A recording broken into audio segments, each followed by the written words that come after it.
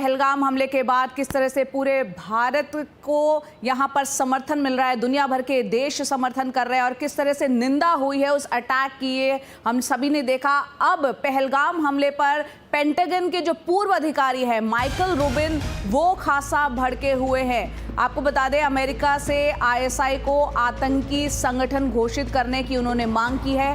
पाकिस्तान को आतंक का प्रायोजक घोषित करने की भी उन्होंने मांग की है। माइकल रूबिन ने ये मांग की है और ये भी कहा है कि आईएसआई का हमास जैसा हाल करना चाहिए भारत को इजराइल जैसा हमला करना चाहिए। ये बयान है माइकल रूबिन का, जो कि पेंटागन के पूर्व अधिकारी हैं। पहलगाम हमले के बाद एक बड़ी प्रतिक्रिया के तौर पर इसको देखा जा रहा है। आईएसआई को एक आतंकी संगठन घोषित करने की वो बात कह रहे हैं और पाकिस्तान को आतंक का प्रायोजक घोषित करने की बात भी उन्होंने की है।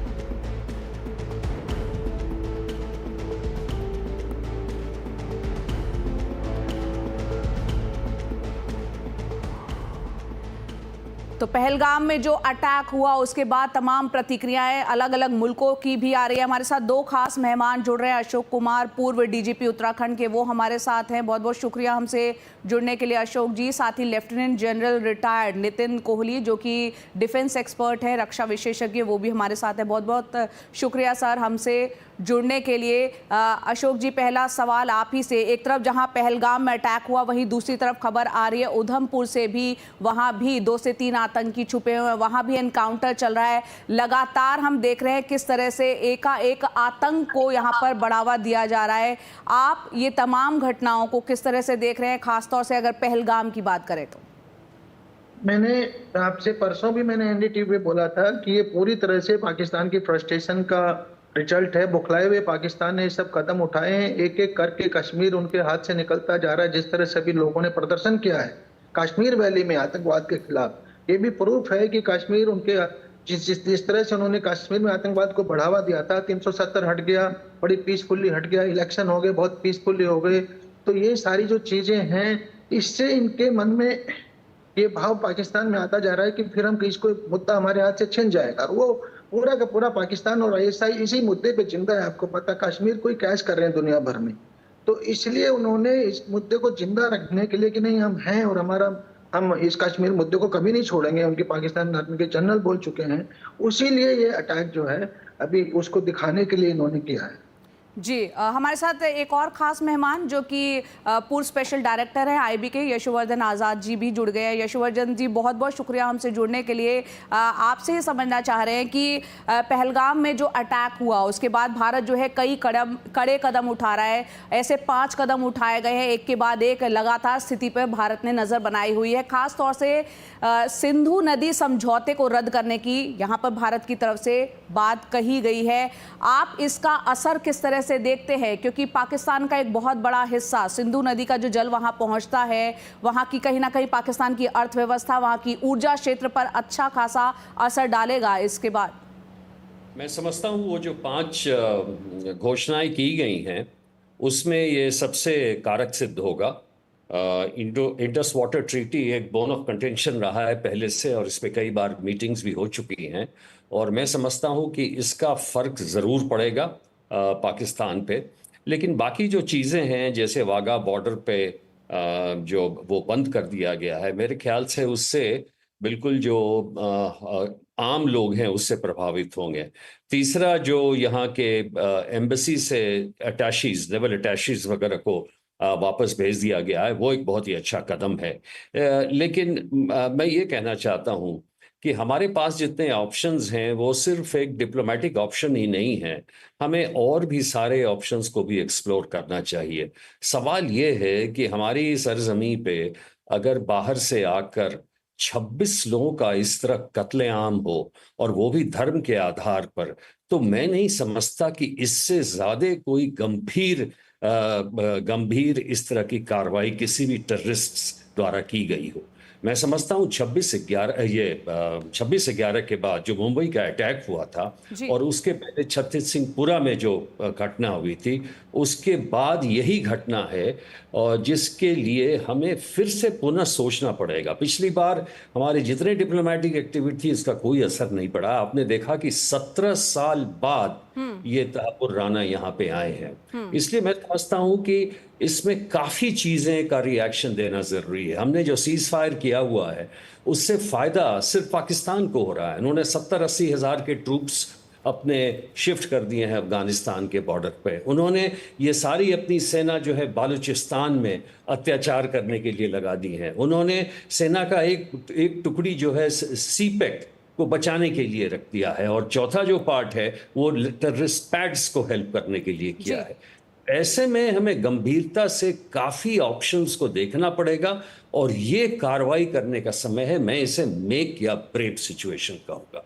बिल्कुल बिल्कुल, आप हमारे साथ बने रहें क्योंकि इस बीच एक और खबर यहाँ पर बता देना बहुत ही ज़रूरी है कि पाकिस्तान को जो है आतंकी देश घोषित करने की बात यहाँ कौन कर रहा है। आपको बता दें, पाकिस्तान को आतंकवाद का प्रायोजक देश घोषित करे अमेरिका। ये पाकिस्तान को आतंकी देश घोषित करने की यहाँ पर बात कर रहे हैं और ये बात कर रहे हैं पूर्व अमेरिकी अफसर माइकल रूबिन जो कि पेंटागन में थे। उनका ये बयान है कि पाकिस्तान को आतंकवाद का प्रायोजक देश घोषित करना चाहिए। साथ ही कहा है कि पाकिस्तान आर्मी असीम मुनीर को आतंकवादी घोषित करे अमेरिका। ये अमेरिका में रहकर पेंटागन के जो पूर्व अधिकारी हैं वो ये बात कह रहे हैं कि ओसामा बिन लादेन और असीम मुनीर के बीच सिर्फ एक अंतर है। ये उन्होंने कहा है कि लादेन जो है वो गुफा में छिपकर रहता था और असीम मुनीर जो है वो महल में रहता है। तो एक कंपैरिजन, एक तुलना यहाँ पर उन्होंने लादेन से की है कि लादेन और असीम मुनीर एक जैसे, यानी दोनों का अंतर एक जैसा होना चाहिए, एक जैसा उनके व्यवहार होना चाहिए। पूर्व अधिकारी पेंटागन के जो माइकल रूबिन है उनका बयान आया है। उन्होंने ये भी कहा है कि भारत को पाकिस्तान के खिलाफ जो है इजराइल जैसी स्ट्राइक करनी चाहिए, यानी कि जिस तरह से इजराइल ने अटैक किया है वो कह रहे हैं कि भारत को काम ऐसा करना चाहिए, पाकिस्तान के खिलाफ ऐसा कदम उठाना चाहिए। एक और बात उन्होंने कही है कि पाकिस्तान जो है आईएसआई के साथ, जो पाकिस्तान की एजेंसी है आईएसआई, उसके साथ वही होना चाहिए जो कि हमास के साथ हुआ है। ये बात उन्होंने कही है। इसके अलावा ये भी कहा है कि पाकिस्तानी एजेंसी आईएसआई के नेतृत्व को मिटाने का समय इस वक्त आ चुका है। जिस तरह से पहलगाम में अटैक हुआ है तो यानी उसको आईएसआई के को जो है उसको मिटाने का समय आ चुका है। ये भी कहा है कि दुनिया में आईएसआई को एक आतंकवादी संगठन माना जाना चाहिए और भारत का हर सहयोगी देश जो है आईएसआई को आतंकी संगठन माने। एक बड़ा बयान अमेरिका के पेंटागन के जो पूर्व अधिकारी है माइकल रूबिन, उनका ये बयान आया है और आतंकी संगठन घोषित करने की बात वो कह रहे हैं आईएसआई को। और इसी मुद्दे पर बातचीत करने के लिए हमारे साथ तीन खास मेहमान हैं। Lieutenant general retired Nitin Kohli, रक्षा विशेषज्ञ, वो भी हमारे साथ हैं। सर, एक बड़ा बयान यहाँ पेंटागन के जो पूर्व अधिकारी है कह रहे हैं कि आतंकी देश घोषित किया जाना चाहिए पाकिस्तान को और आईएसआई को आतंकी संगठन। पहली प्रतिक्रिया आपकी। देखिए, ये अच्छा है जो वो कह रहे हैं और इस समय हमें पूरे विश्व से सपोर्ट मिल रही है। जो समय ये है हमारे पास जहाँ पे पूरी डोमेस्टिक सपोर्ट गवर्नमेंट के साथ में है, क्योंकि हर आदमी उम्मीद करता है कि गवर्नमेंट कोई स्टर्न एक्शन ले। इंटरनेशनल सपोर्ट हमारे साथ में है, सभी देश हमें इस समय सपोर्ट कर रहे हैं। ये लग्जरी हमारे पास कुछ समय पहले नहीं थी।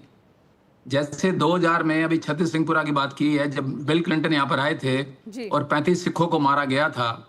उसके बाद में 21 अमरनाथ के यात्री मारे गए थे उसमें 2000 में ही।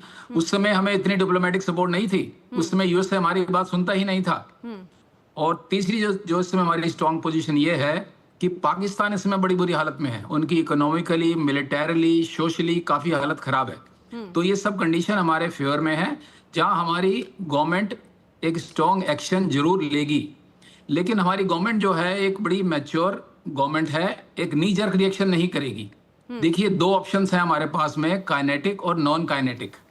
नॉन काइनेटिक फील्ड में 4-5 एक्शन कल ले लिए गए हैं जी। और काइनेटिक में भी on the time of our choosing जो हमें ठीक लगेगा उससे मैं उस चीज को करेंगे। अब जैसे IWT की बात की गई है, इंडस वाटर ट्रीटी की, इसके इफेक्ट देखने में तो काफी समय लग जाएगा, लेकिन जो किसान आज भी किसान इससे इशू होने से पहले भी पंजाब और सिंध के किसान जो हैं वो उनकी आर्मी के खिलाफ खड़े हुए हैं, आंदोलन कर रहे हैं, क्योंकि वो वहां के पानी को डिफेंस कैनाल बनाने के लिए डाइवर्ट कर रहे हैं। तो ये IWT को सैंक्शन होने से उन्हें फर्क पड़ेगा और वो और आर्मी के खिलाफ हो जाएंगे।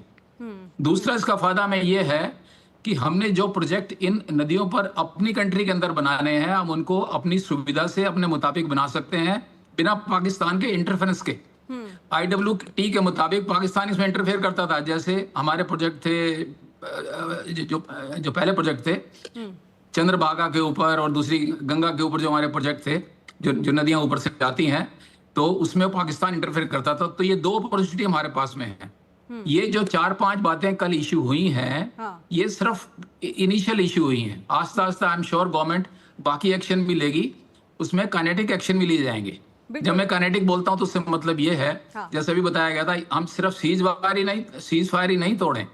हमें इस समय मैं ये सोचता हूं as a army person, long range artillery, missiles, Pinaka, drone का इस्तेमाल करके उनके जो टेररिस्ट कैंप्स हैं, उनके जो ब्रिगेड हेडक्वार्टर्स हैं, फॉर्मेशन हेडक्वार्टर जो POK के अंदर है, उनको टारगेट किया जाना चाहिए, ताकि कुछ बॉडी बैग्स उनके वापस पंजाब में जाएं, पाकिस्तान के पंजाब में जाएं। तो और सख्त कदम यहाँ पर, और वही भाषा इनकी समझ में आएगी। बिल्कुल, और सख्त कदम उठाने की यहाँ पर बात कर रहे हैं आप।